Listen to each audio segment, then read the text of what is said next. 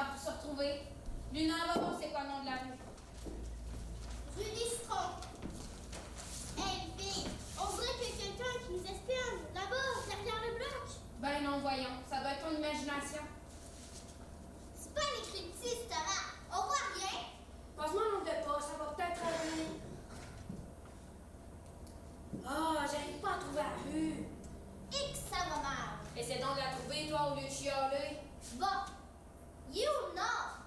Le nord, ça va te servir à quoi de savoir ça? C'est comme ça qu'on s'oriente, t'imagines-toi donc. Les filles, il y a quelqu'un qui nous espionne, je vous dis. Luna, viens nous aider, puis arrête de niaiser. Je vous jure que je niaise pas. Va voir s'il y a quelqu'un qui loue, s'il te plaît. Ok, on va y aller toutes les trois ensemble. Suivez-moi. T'as pas un bat de baseball ou quelque chose? Franchement, Luna, viens-t'en.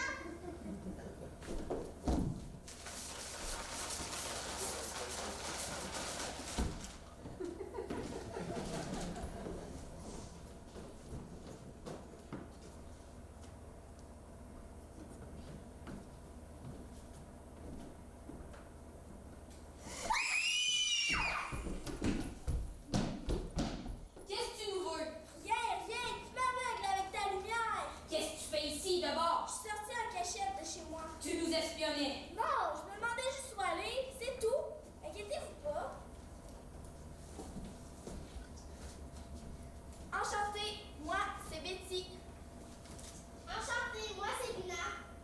Moi c'est Capu et elle c'est Philou. Vous voyez la maison rouge là-bas? C'est chez moi. Les lumières sont éteintes. Ça veut dire que personne ne s'est rendu compte que je suis partie. Pourquoi t'es partie en pleine nuit? Parce que je suis tannée d'avoir des parents qui s'occupent jamais de moi. J'ai l'impression d'être invisible dans cette maison-là. Quand ils vont se rendre compte que je suis partie, ils vont peut-être réaliser une fois pour toutes que j'existe. Au moins, t'as la chance d'avoir une maison puis des parents. Ça paraît que tu connais pas mes parents. En tout cas, moi, si j'avais tes parents, ça me dérangerait même pas qu'ils s'occupent pas de moi.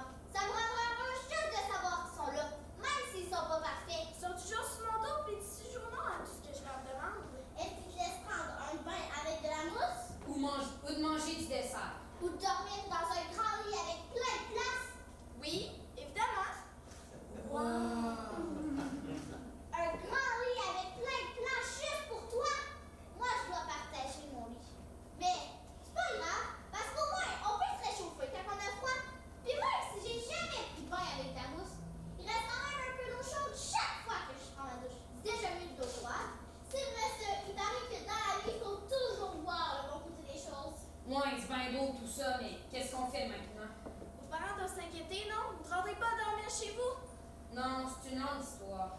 Suivez-moi, on va aller au parc. Si je suis là derrière, au moins là-bas, on va pouvoir s'asseoir.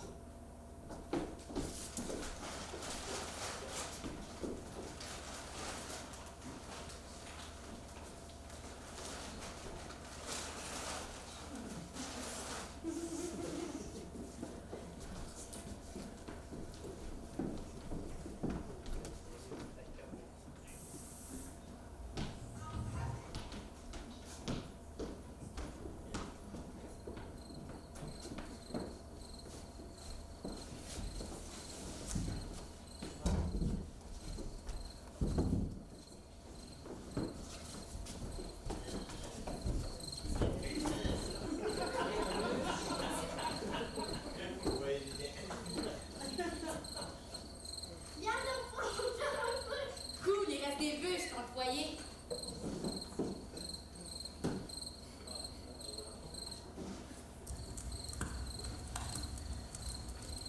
Ouais, ben, y a rien à faire ici. J'aurais dû emmener ma télévision.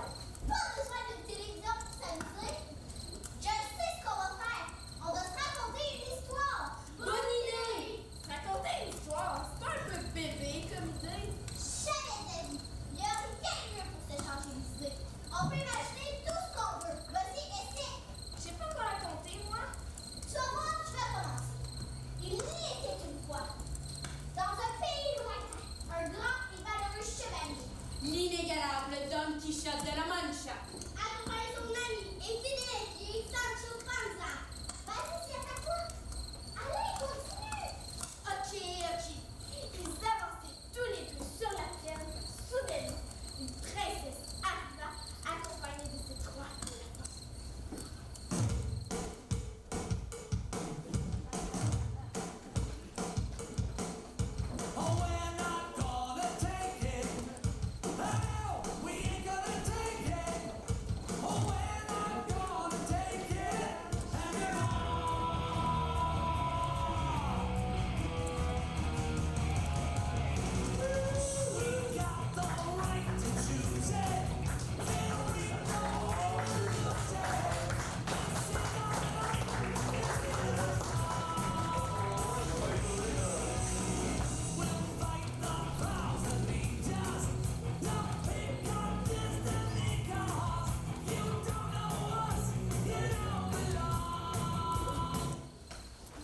ils avançaient tous les deux dans la plaine quand soudain une princesse arriva, accompagnée de ses 3 lapins. Vous avez bien entendu?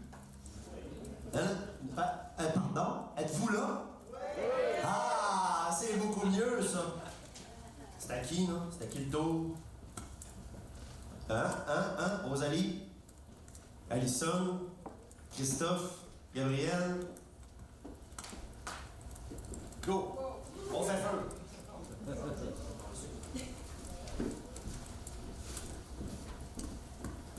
À l'horizon, une princesse et 3 lapins se dessinaient. Mais quelque chose n'allait pas. Le teint verdâtre et les yeux injectés de sang, les rongeurs et la jeune dame avançaient d'un pas chancelant. Le cheval et l'âme des 2 hommes sentaient le danger. Plus la princesse avançait, plus les montures du chevalier et de l'écuyer s'affolaient. Elles étaient devenues incontrôlables, comme si une entité maléfique les contrôlait à distance, cachée dans le pénombre de la nuit. La jeune femme était drôlement accoutrée. Elle portait une longue robe tachée et déchirée à plusieurs endroits qui virevoltaient autour d'elle. Sur la poitrine était visible une broderie semblant représenter les armoiries de son royaume. Même dans leurs rêves, ou plutôt leurs cauchemars les plus fous, jamais les 2 cavaliers n'avaient imaginé qu'ils tomberaient un jour sur de tels personnages durant l'une de leurs balades habituelles. Peinant à retenir leurs animaux, ils furent déconcertés en voyant que les 3 petits gibiers prenaient les devants, la demoiselle restant derrière, une mystérieuse aura l'entourant. On aurait presque dit qu'ils tentaient de la protéger. D'une seule voix, les 3 boules de poil prirent la parole. À travers leur grognement caverneux, on distinguait une phrase. « Nous avons faim. » Don et Sancho, morts de peur, se regardèrent. Ils étaient bouche bée face à cet étrange spectacle. Se hâtant, ils sortirent maladroitement des miches de pain de leur sac et les lancèrent devant eux. Les hideuses créatures hurlèrent, enragées, de la mousse coulant de leur bouche, reluquant les hommes avec des yeux affamés. Non, nous voulons de la viande fraîche.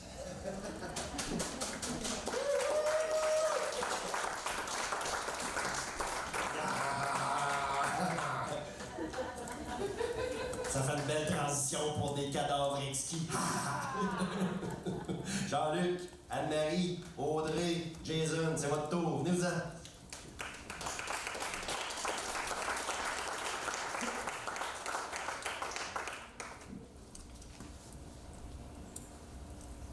Un livre délicieux soignera le poteau liquide. La cendre argentée crachera un cadeau ensoleillé. La France charmante ouvrira son parapluie en éveil. La montagne électrisante dansera avec un chat têtu. La Frida Kahlo de la montagne pataugera vers le soleil immaculé. La mariée enflammée découvrira un biberon angora. L'Asiatique tordu marchera avec le chien rose. Le chien excité lira à la fenêtre tranchée. Ludovic le magnifique mangera son repas et son toutou amoureusement.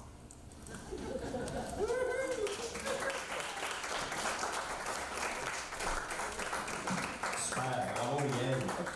Véronique, on va avoir besoin de toi là, pour mettre un petit peu de cohérence dans tout ça. Là. Vous avez compris le principe des cadavres exquis, là? Ben?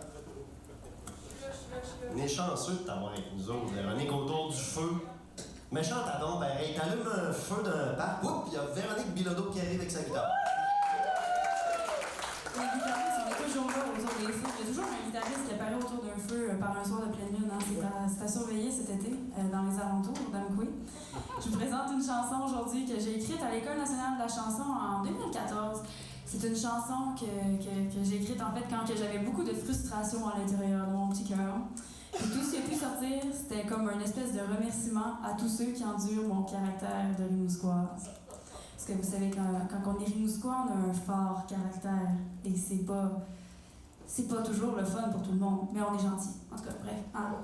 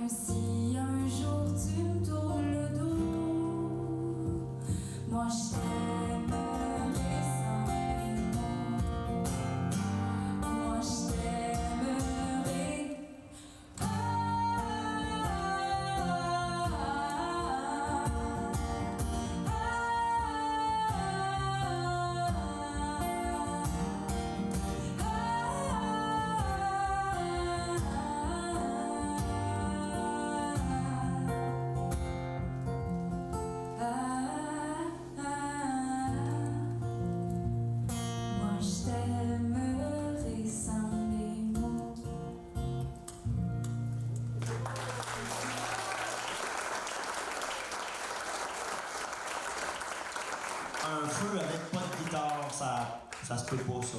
Merci, Véro, d'être là. Là, c'était sans les mots, puis avec les mots, ça donne quoi, Christophe? Viens donc nous lire ça.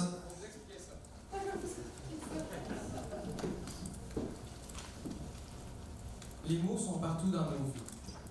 Ils se glissent dans nos paroles, nos messages, nos quotidiens. C'est par notre entourage, notre famille, qu'ils sont apparus pour la première fois. Ces petits sons si étranges à nos oreilles. Dis papa, dis maman. Dès que l'on a appris à se servir de cet atout qu'est la parole, c'est pour socialiser que les mots ont été une clé. C'est grâce à eux que l'on a commencé à s'exprimer. Durant l'âge adulte, des gens s'en servent plus que d'autres, selon leur travail ou leur façon de vivre. Selon certains anthropologues, se serrer autour du feu. Suite à la découverte des avantages de la cuisson et de la viande, que nos lointains ancêtres de la préhistoire auraient développé le langage et, éventuellement, l'écriture. Des gens se tenaient en groupe. D'autres, plus en solitaire, cherchaient à exprimer leurs émotions à l'aide d'une simple plume et de bois transformé. C'est sur leur lit de mort qu'ils ont utilisé les mots pour la dernière fois, soit pour dire à leurs proches qu'ils les aimaient, soit pour parler aux médecins de tout et de rien. Chose certaine, les mots font partie de nous, nous accompagnent et nous dictent notre voix.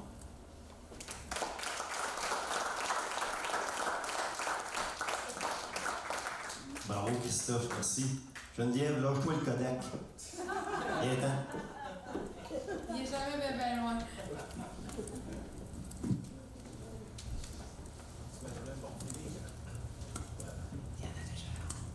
J'ai du backup. Monter si haut pour rien. Monter si haut pour qui? Monter si haut pourquoi? Pourquoi? Monter, monter, gambader dans son cœur.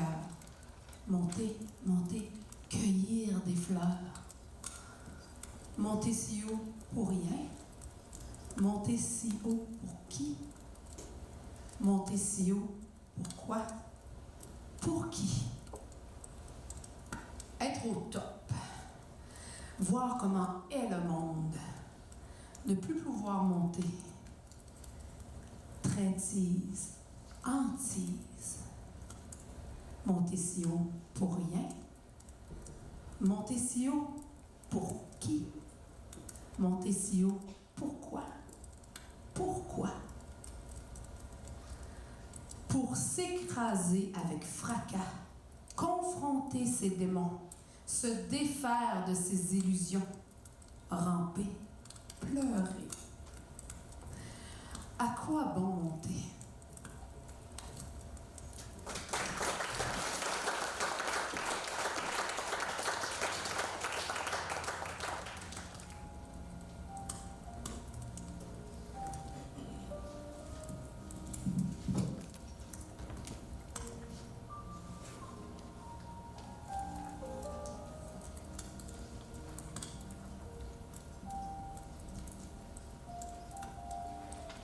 Une mélodie ambiante caressait avidement mes sens.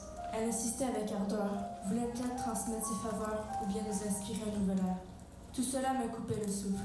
L'euphorie était telle que mes jambes flagellaient et cherchaient désespérément d'autres mouvements de danse, mes propres pas. Comme si je n'arrivais plus à suivre le troupeau conquis par la similitude et la peur de la différence. Qu'en était-il des autres? Je n'en savais rien. Tout ce dont j'avais besoin, c'était de m'exprimer, d'oublier les regards et d'être honnête. Il faut dire que les airs uniques de Chopin n'y étaient pas pour rien. Ils avaient déclenché en moi la magie pétard. Tôt ou tard, nous rencontrerons le feu et ses flammes. Tout cela à cause d'un trop-plein, puisque depuis longtemps, j'avais laissé naïvement la nuit tomber et n'avais plus revu la lumière et tous ces êtres accros et soumis. Au creux de mes paupières closes, les silhouettes se confondaient et plus rien n'avait d'importance. Seulement, cette heure touchait à sa fin, je le sentais. Le piano continuait sa course et tout à coup mes doigts commencèrent eux aussi à brûler d'envie, jaloux d'une telle passion. La fumée ne tardait pas. 1, 2, 3. Combien de temps allais-je supporter cela? Devrais-je encore me dénigrer et salir ma peau comme une conne ou ouvrirais-je enfin les yeux? Parce que sincèrement, je ne faisais que nier l'attraction de la lumière sous mes paupières. J'ai toujours détesté ma timidité, et je le cache en arborant l'un de ces visages de cuivre à deux faces. Foutaise. Allais-je devoir me réveiller au seuil de l'aventure routière et me rendre compte que je n'ai pas vécu en harmonie avec mon cœur? 4, 5, 6. Le piano stoppa sa marche solidaire et ma respiration rebroussa chemin. Aux alentours du feu, nous étions tous présents avec nos rêves au creux des tripes. Nous étions des soldats unis par une volonté sans faille. 7, 8, 9. Je cessais de danser quand j'ouvris enfin les yeux. Puis vis l'explosion surgir d'une force nouvelle. 10. Le pétard avait explosé. Tout pouvait enfin commencer. Juré.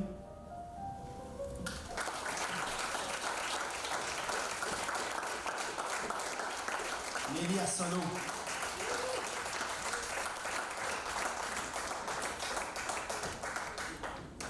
Une autre petite toune, Véro, s'il vous plaît. J'ai la chance. Une grande toune. Des petites tounes. Des petites tounes. Une petite toune. Ben, pour moi, en fait, cette chanson-là, je pense que tu l'as bien dit, ça a une grande importance. C'est fou à quel point que parfois des mots peuvent changer le cours d'une vie. Mais cette chanson-là, pour moi, ça a été un espèce de manifeste parce que j'ai la chance d'être auteur, compositrice, interprète de métier.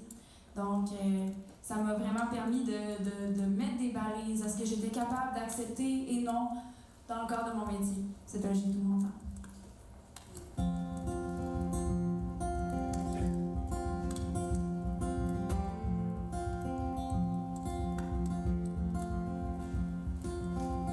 Je voudrais être plus qu'un visage sur les écrans,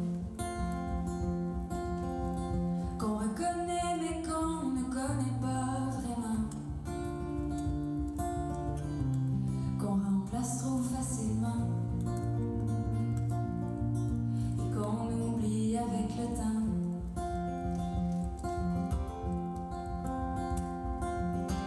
Je voudrais être plus qu'une poupée qui sait chanter, qu'on invente comme un mensonge pour faire rêver. Qui veut dire quoi vraiment? Qu'on n'écoute plus avec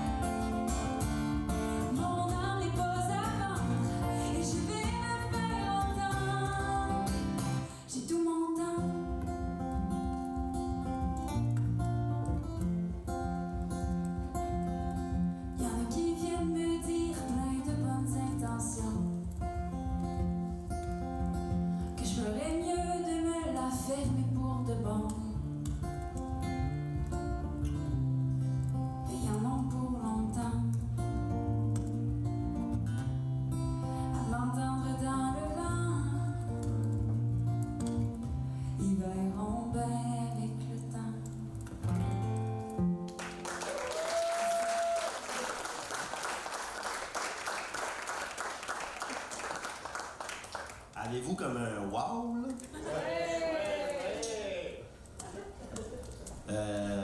Dis-moi donc, Alison, toi, t'as-tu tout ton temps?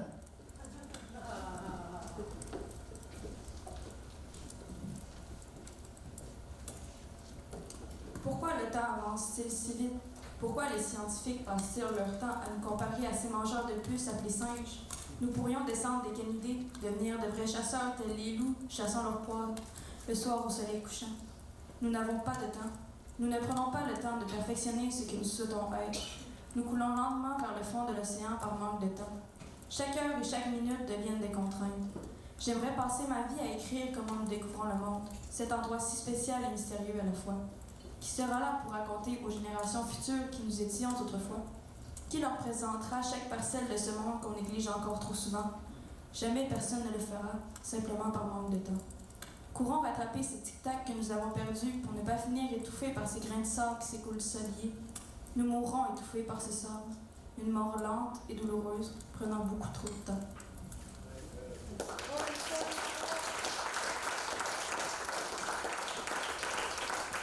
Alison Sirois-Pitre. Audrey, toi, dis-moi donc, hein. Toi qui vas nous quitter, espèce de sans-cœur.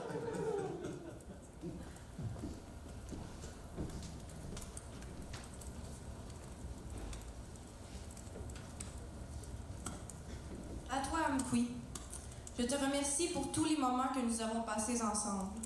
Toutes les soirées fraîches d'été où nous avons fait les fanfarons dans tes artères principales. Tu te souviens de ton 125e anniversaire? Quelle fête! Des artistes de renom étaient venus faire vibrer les lacs et les forêts qui t'entourent. Les nombreuses expositions agricoles m'ont fait découvrir, dès mon jeune âge, l'importance de la terre et la grandeur de l'agriculture. Malgré toi, tu es forte de caractère, Amkoui. Tu as ouvert tes bras afin d'accueillir les diverses équipes sportives de toute la province. Porter tes couleurs aura été un honneur pour moi et sûrement pour tous les jeunes et moins jeunes matapédiens. Sur le plan artistique, tu es d'une vivacité et d'une fraîcheur exaltantes. La critique est unanime. Tu es le cœur culturel de la vallée. La musique partage la scène avec l'humour et les tours de magie, gracieuseté des diffusions Mordicus, une équipe fidèle à l'amour des arts et spectacles. Nos visiteurs sont d'autant plus choyés de pouvoir se loger en toute quiétude dans nos auberges et hôtels 4 étoiles et de déguster des plats d'une gastronomie remarquable dans les multiples salles à manger amkouiennes. Pour tout te dire, j'admire ton dévouement pour tes pairs. Tu es le point central de la magnifique vallée de la Matapédia, le moteur de toutes les richesses naturelles et industrielles. Des valeurs d'entraide et de solidarité démarquent tes habitants. Réputés pour être de bons vivants, ces derniers prennent plaisir à faire partie de ta communauté aussi enveloppante que l'harmonie des pas d'un coureur printanier. Je n'oublierai jamais l'extase que pouvait me procurer une seule bouffée d'air frais. Ton calme et celui du vent sont si paisibles. Je laisse mon âme se perdre dans l'écho de tes prairies, par-delà ma gratitude pour l'environnement. Nos paysages à couper le souffle marient monts et marées à merveille. On a l'impression qu'en te regardant, on lit l'histoire entière de l'humanité. Tu es belle au naturel, ma ville, et je ne changerai pour rien au monde la destinée de notre rencontre. C'est sur cette note on ne peut plus dramatique que je t'annonce mon départ. Je suis une adulte, et même si c'est à contre-cœur, je dois partir. Je ne pourrais pas m'envoler de la sorte si tu n'avais pas fait partie de ma vie. Merci d'avoir porté la petite fille fragile que j'étais et de l'avoir transformée en une femme courageuse et pleine d'ambition. Je te dis au revoir, mais ce n'est que temporaire.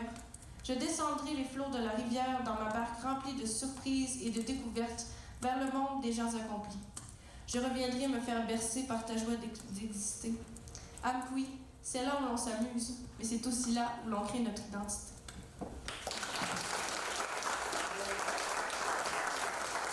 Audrey Sirois-Pitre.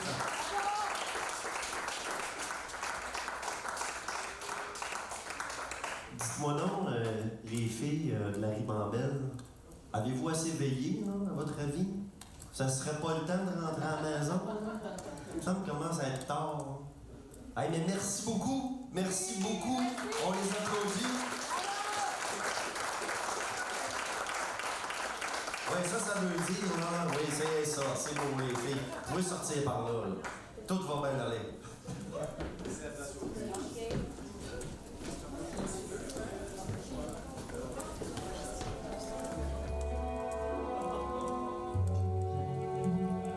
À Pékin, le régime qui règne me donne des frissons hémorroïdes. Il est hors de question que je reste sans rien faire. Je ferme alors les yeux, prends un grand souffle pour me donner du courage et m'avance dans ce chemin sur lequel progressent des lignées de tanks. Je me place devant eux, apeuré, prêt à faire dans mes culottes, mais je tiens tête. Ceux qui me connaissent savent à quel point j'ai une tête dure. Je ne peux rester les bras croisés et laisser mourir les gens qui m'ont vu grandir, les laisser périr face à un pouvoir qui n'a pas sa place. Le soulagement se ressent dans tout mon être lorsqu'ils s'arrêtent devant moi. Mais je sais que ce n'est pas fini. Ils essaient de me contourner, mais je leur en donne pas la chance. Je grimpe sur le tank, essayant de communiquer avec ces gens, de les raisonner. Mon action, considérée comme folle pour certains et héroïque pour d'autres, est pour moi la seule chose à faire pour protester devant cette force inacceptable. Peut-être que cela ne servira à rien.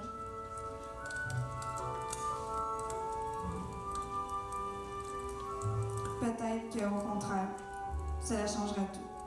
Mais au moins, si je meurs, j'aurais essayé de changer les choses au lieu de me voiler la face comme la majorité des autres le font. Au moins, je serais mort en héros anonyme.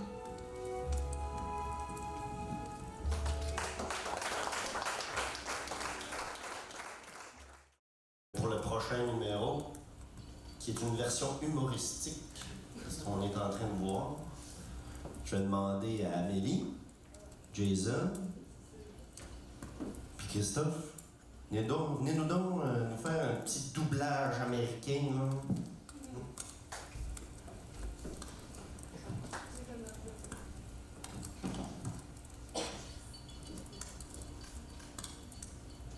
Hey Guy, écoute-moi. Hey Guy, ça vaut pas la peine, Guy. Guy, c'est un passage pour piétons. Roger, tente-toi avec ton épicerie. Guy, m'a me fâché. Guy, ouvre-moi la porte. Arrête, ça va partir en couille. M'a te passé dessus, Roger. Guy, tu m'as détruit ton teint. Roger, wow, tu connais pas ta force. Guy, t'es un vrai bas. Tu peux pas te promener dans le village de même avec ton tank. Hey! Salut Roger! Regarde mon bicycle! Oh! Check! Je chauffe juste d'une main! Veux-tu un lift? Guy, ça fait une minute qu'on attend après les œufs. Reviens donc à la maison, là. Ok, c'est beau. Toi puis moi, c'est pas fini, Roger.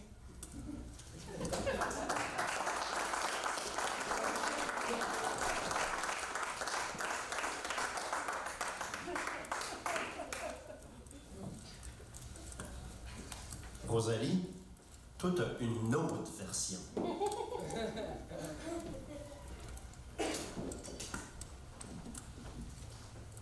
Les jours se ressemblent, et les années encore plus. Cela fait bientôt 29 ans que j'ai migré ici, à Sainte-Florence, au Québec. Je n'ai pas fait beaucoup d'études lorsque j'étais en Chine. En effet, dans ma jeune vingtaine, j'ai osé prendre part à la rébellion contre le régime politique chinois. Depuis, je cultive la terre en faisant profil bas. Chaque jour peut être mon dernier. Dieu sait quel traitement a réservé le gouvernement aux anciens révoltés. Je ne regrette et ne regretterai jamais mon geste, car je crois encore et pour toujours à mes convictions. Jamais, au grand jamais, je n'aurais pu laisser ces chars d'assaut aller décimer des gens qui ne faisaient qu'exprimer leur opinion. Voilà pourquoi je suis maintenant ici, à Sainte-Florence, à cultiver ma parcelle de terre. Rosalie Alto. Puis je vous laisse avec Véronique, qui a une voix beaucoup plus charmante que la mienne. Allô? Ben là, voyons donc. Soyez gentils. Non, mais sérieux, merci de m'accueillir. Aujourd'hui, je vais vous donner une chanson, sauf que quand j'ai écrit celle-là, justement, j'avais plus rien à donner.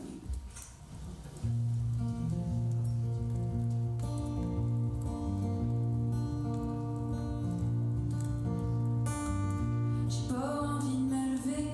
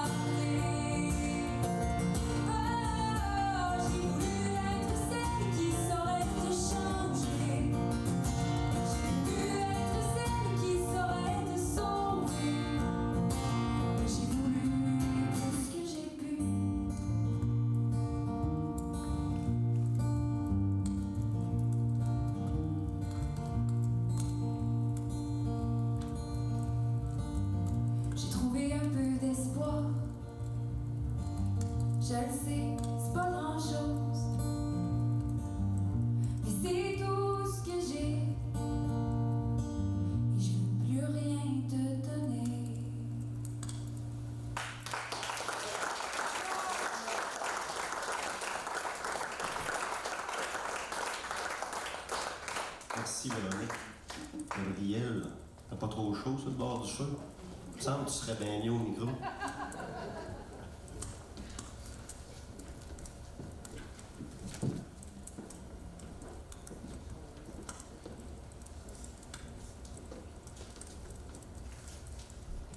Je me souviens de ce jour. La plage, le sable blanc, le soleil chaud qui réchauffait nos corps sur lesquels paraient des gouttelettes d'eau. La mer calme qui, avec son petit va-et-vient, nous ramenait vers la rive et nous en éloignait successivement.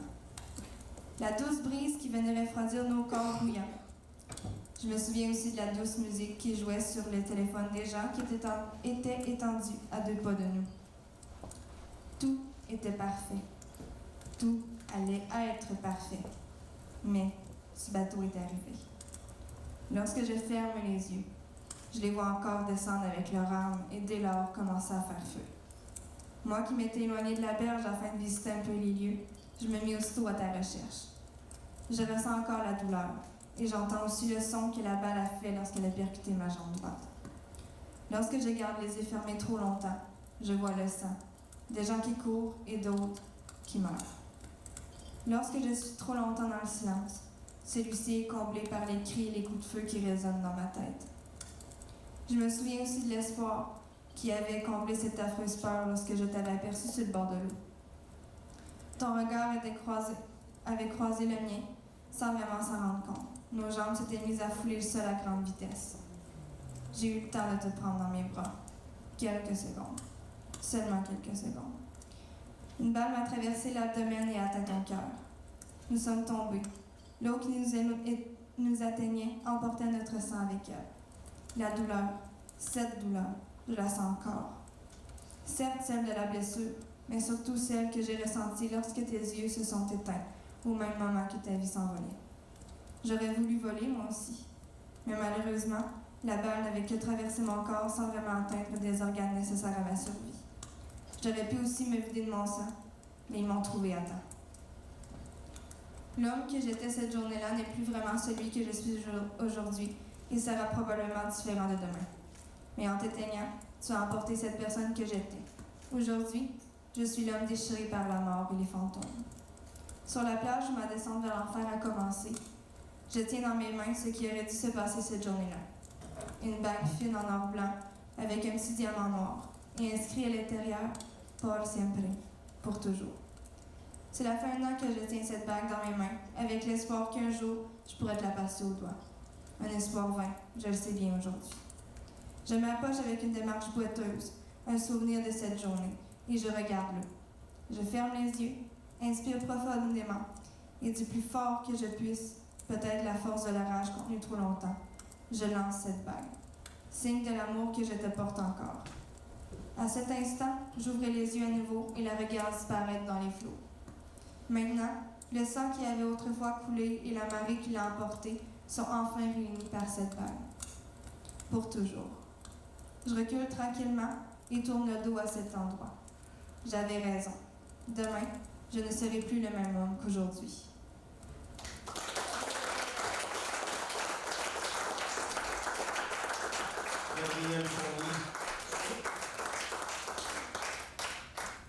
Des fois, les auteurs préfèrent laisser à des interprètes le soin de présenter leur texte. C'est le cas pour Ariane Leblanc. On a demandé à Jean-Luc Girard de venir nous partager un texte qui s'intitule « L'accident ». Une odeur de plastique brûlé et d'hémoglobine flotte dans l'air, rendant l'horreur de la scène encore plus réelle, encore plus frappante. L'agent de police circule entre les tombeaux de métal, comme dans une parade de mort où les cadavres sont les comédiens de ce spectacle morbide. Le policier continue son slalom de l'enfer avec un visage de marbre. Ses muscles faciaux comme engourdis par tant d'années de travail, où l'indifférence est la seule façon de ne pas s'effondrer, de survivre en fait. Il s'incline pour regarder à l'intérieur d'un véhicule. Sans surprise, un autre corps inerte gît sur la banquette avant, juste derrière le volant. Comme il allait se relever, un faible bruit, un gémissement attire son attention. Son regard guette l'intérieur de la voiture, tente de repérer la source de la plainte. Puis, il le voit. l'enfant. Une toute petite chose qui le regarde de ses grands yeux innocents. Le seul survivant de cette tragédie. Bien trop jeune pour comprendre la situation, heureusement. Tandis que l'homme s'empresse d'extirper le bambin de sa prison d'aluminium, les sirènes des ambulances appelées en renfort se font entendre au loin. Les lumières rouges et bleues clignotantes sont déjà visibles dans la distance. Il accourt à leur rencontre, le petit dans les bras. Les ambulanciers prennent le jeune garçon et l'emmènent dans le véhicule de secours le plus proche. À travers le chaos d'ambulanciers et de policiers, le quadragénaire se tient immobile, suivant le rescapé des yeux. Alors que les portes de l'ambulance vont se fermer, l'enfant lui envoie la main, un faible sourire accroché aux lèvres. Et une larme solitaire, une des seules de sa carrière, coule le long de sa joue de l'officier.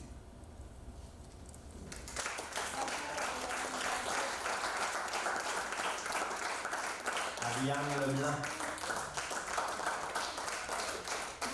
Merci Jean-Luc. Pour un texte de Mégane Gendron, c'est Jason Jean qui va être sa voix. Ça s'intitule La témoin.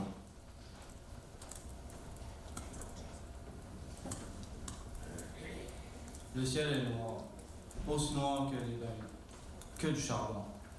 Je marche au milieu de cette forêt, poussé par le vent sifflant, par les cris de la chicane qui résonnent sans cesse dans mes oreilles. Je marche pour éloigner de mes problèmes. Puis soudain, un bruit. Je me retourne, me fige dans mon élan. Une flamme orange lèche le ciel, tranche l'obscurité comme une lame qui fend l'air. D'autres flammes s'ensuivent, brillantes toutes d'une lueur dorée dans le pénombre. Je m'arrête. Mon cœur brisé semble se réparer peu à peu à la vue de ce spectacle.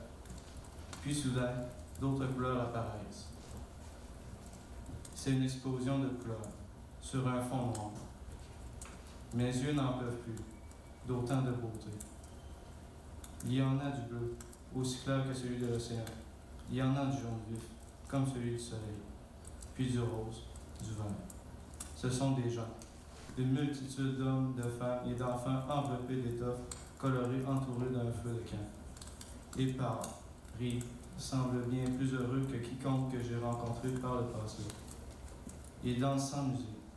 Je demeure caché derrière du feuillage, n'osant pas me révéler. Ces gens semblent trop heureux pour moi.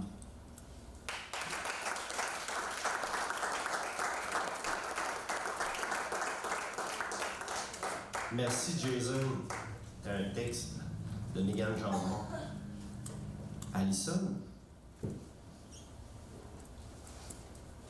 qui nous fait une surprise.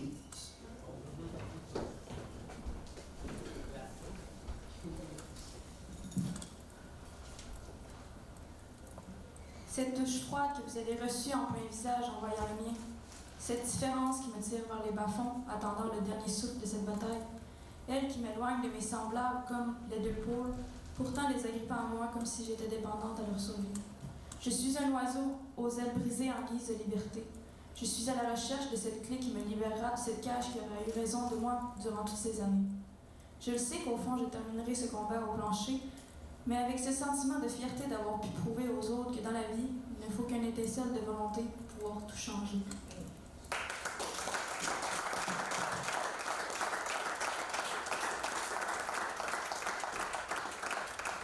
Merci Alison.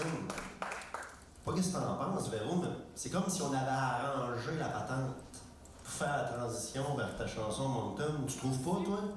Non, mais c'est vraiment pas arrangé, j'avais même pas lu le texte. Comme Philippe vous l'a dit, ça s'appelle Mountain. Je pense que vous allez la comprendre quand vous allez l'écouter.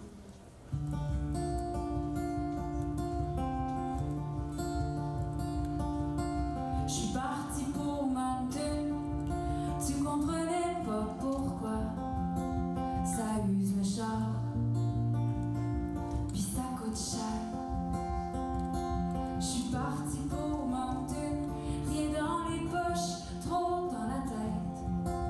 Plus rien à perdre, plus rien derrière.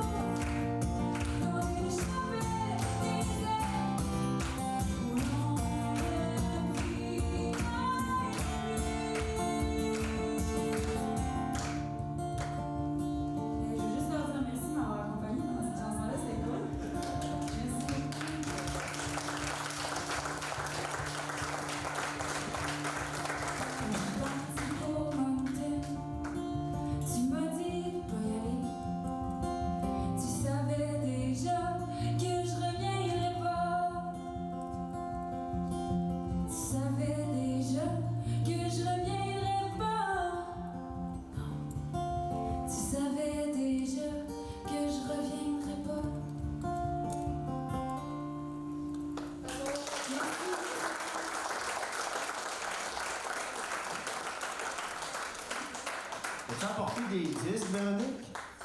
J'en ai dans mon auto. Bon, parfait. Elle a des disques dans son auto. Avez-vous entendu ça? Ah, OK. J'ai compris la même chose, moi. Hein? Hey, les bûches doivent être en train de refroidir, là. Si vous voulez vous asseoir confortablement sur une bûche, là... Confortablement, Oui. Ah, c'était bien l'amour, ça. Ouais, c'est ça. De toute façon, toi, Christophe, tu peux pas t'asseoir, c'est à ton tour.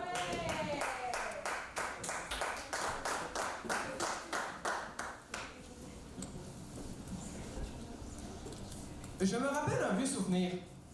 En fait, pour dire vrai, c'est plusieurs souvenirs qui s'emboîtent dans ma tête. Ce moment bien précis, qui pouvait durer des heures, des minutes ou des heures, était merveilleux. Sur le bord du feu, comme on était heureux. On regardait les constellations d'étoiles, emmitouflés dans des toiles. Il m'expliquait la naissance de la vie, la naissance de la Terre. Je vous le rappelle, c'est un vieux souvenir. En fait, plusieurs souvenirs entre un fils et son père. Je t'aime pas.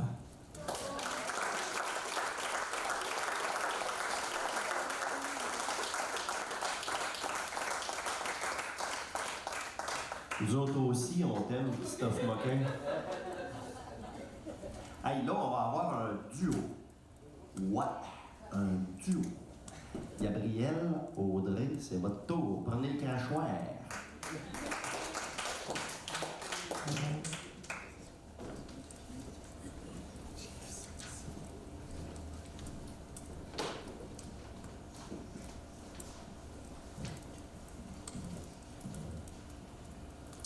Chaque matin, quand je me réveille, le soleil dans les yeux, je me demande ce que la vie pourrait encore m'apporter de bon ou de meilleur à ce que j'ai déjà.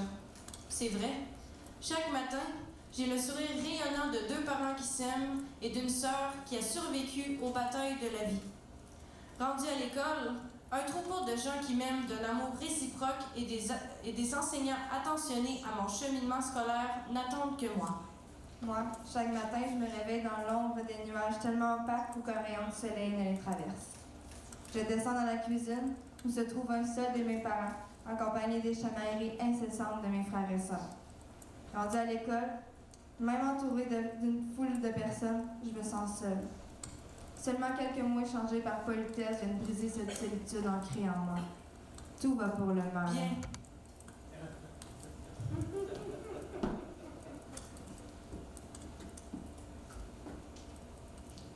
Les deux personnes que vous pouvez voir sont une représentation du bien et du mal, de la joie et de la tristesse. Mais est-ce que le monde est vraiment tout noir ou tout blanc? Ou est-ce qu'il existe un arc-en-ciel de gris, une tempête de sentiments qui n'est pas définie à une seule émotion? Ce que nous essayons de vous partager, c'est que la vie est comme une montagne russe. Avec ses hauts et ses bas, ses moments de tristesse et ses moments de joie. Mais que tout finit par s'équilibrer. Dans la vie, il faut de l'ombre. Pour apprécier la lumière.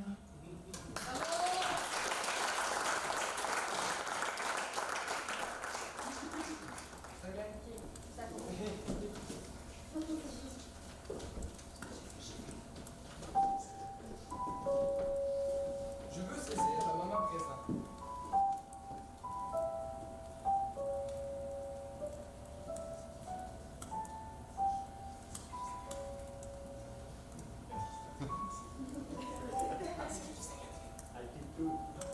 Je veux voyager partout dans le monde.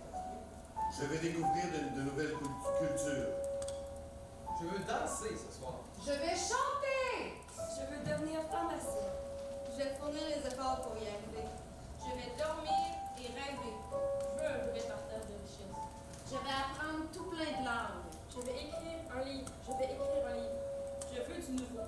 Je veux avoir de belles notes d'examen. Je vais adopter un enfant noir. Je veux qu'on me pardonne. Je vais changer. Je vais déjeuner. Je vais travailler dans un domaine que j'aime. Je veux vivre de ma passion. Je fais des photos.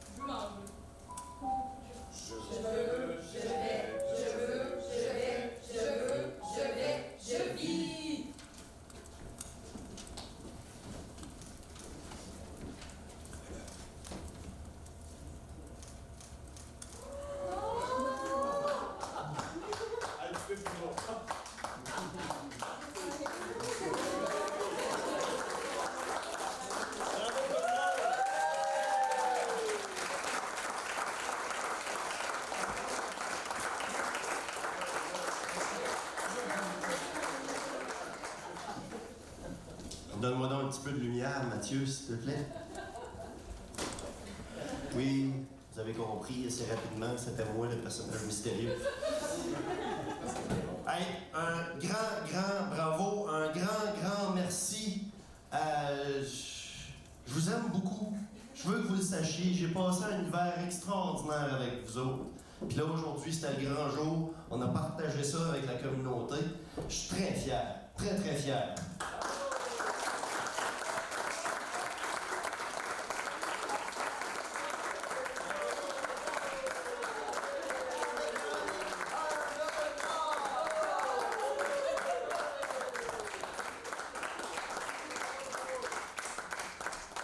J'ai évidemment des remerciements à faire.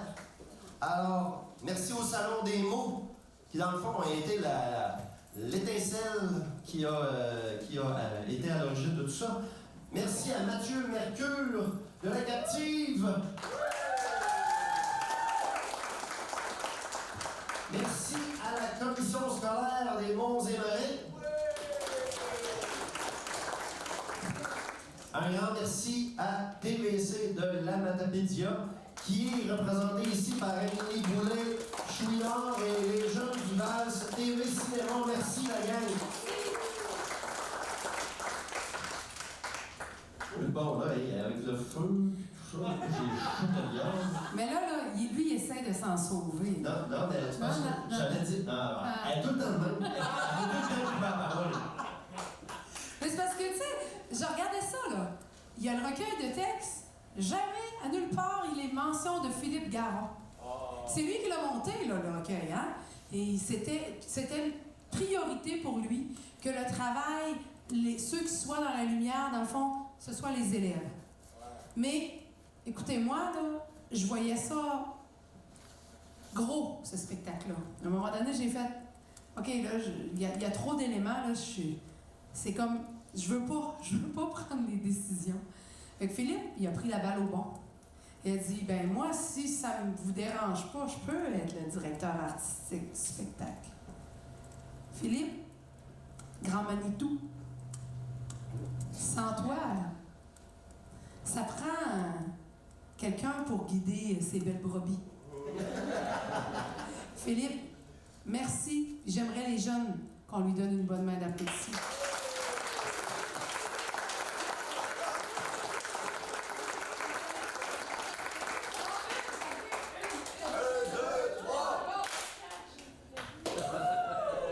Je sais pas vous autres, mais moi j'aurais voulu entendre une autre tombe de Véro. Parce qu'elle a du nouveau stock en plus.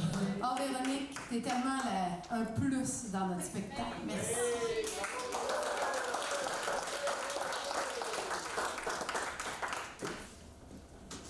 Tu sais, sérieux, je me sens un peu imposteur parce que je fais de la chanson de ma vie, sauf qu'à votre âge, sérieusement, j'avais même pas comme 10% de votre talent. Ça avait pas de bon sens. J'écrivais des chansons qui s'appelaient La personne que tu es. Okay? Ça, c'est 5 mots pour dire toi. Okay? Juste pour vous dire. Puis sinon, j'ai fait une comédie musicale sur un gars en secondaire 5. Okay? Fait que je peux vous dire que aujourd'hui, d'entendre la poésie de votre calibre puis des mots de votre calibre, ça me touche vraiment beaucoup. Merci de m'avoir permis de participer à votre spectacle. Un gros merci et un gros bravo pour votre travail. Merci Philippe. Je vais aller pour une petite toune relax, tiens. Cette chanson-là, en fait, pour vous la résumer, je peux pas vous faire autrement que vous parler d'une madame qui est venue me voir après un spectacle. Quand on est auteur, compositeur, interprète, souvent, des gens qui viennent nous voir, qui viennent nous dire qu'est-ce qu'ils ont ressenti quand ils ont entendu nos chansons. Cette femme-là vient me voir après un secondaire en spectacle où j'étais artiste invité. Puis son jeune participait, puis elle vient me voir, puis elle me dit Hey, ta toune, là, j'ai tellement aimé ça, là. Elle dit moi, là, ça m'a ramené quand je me suis séparée, là. Puis là, je me souviens, là, j'avais pogné la gastro, là, c'était un samedi matin, j'avais la tête dans le bol de toilette, je suis en train de vomir ma vie. Puis tout ça à quoi je pouvais penser, c'est maudit, je suis heureuse. Fait que, en l'honneur de cette brave femme et en l'honneur de sa gastro fulgurante, je vous présente ma chanson. Ah, ben oui, après, je vais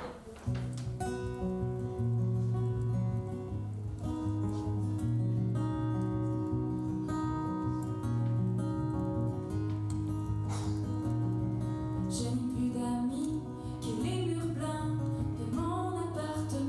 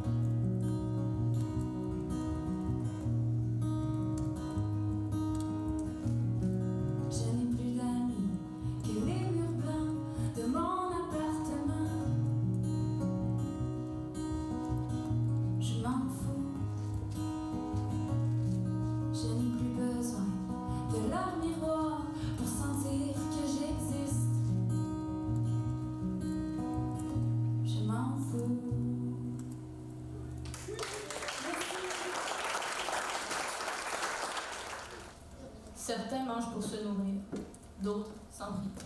Pour moi, la nourriture représente le réconfort naturel. C'est bon manger. Nous sortons dans les restaurants pour célébrer nos réussites et nous nous commandons de la restauration rapide pour essuyer nos problèmes. C'est bon manger. Une grande partie des grandes discussions se passent dans des contextes où il y a de la nourriture.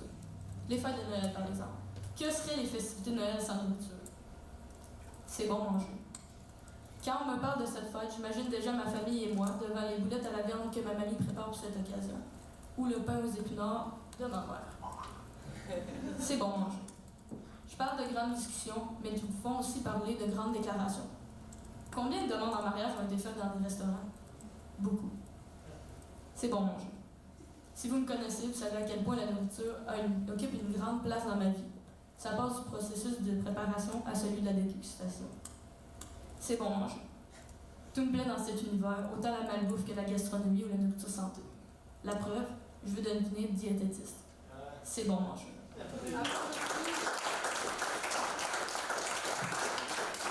Je me gâte, tu sais. Dans le fond, je vais lire et vous allez comprendre avec quoi, des fois, on aime accompagner notre bouffe. Je m'en vais te chercher. Je marche d'un pas décidé en n'ayant pas oublié mon sac. Je souris au passage, adresse quelques mots en route. Mais j'arrive. Je m'en viens te chercher.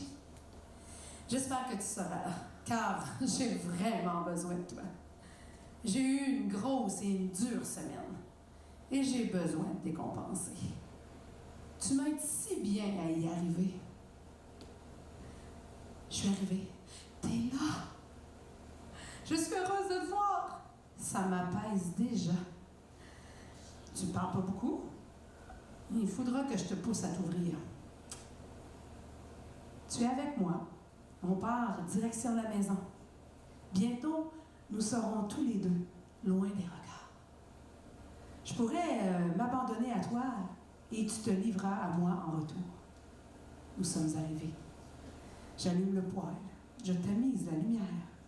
Moment propice à la relaxation. Voilà que tu t'ouvres. Et ainsi me dévoile ta belle robe rouge.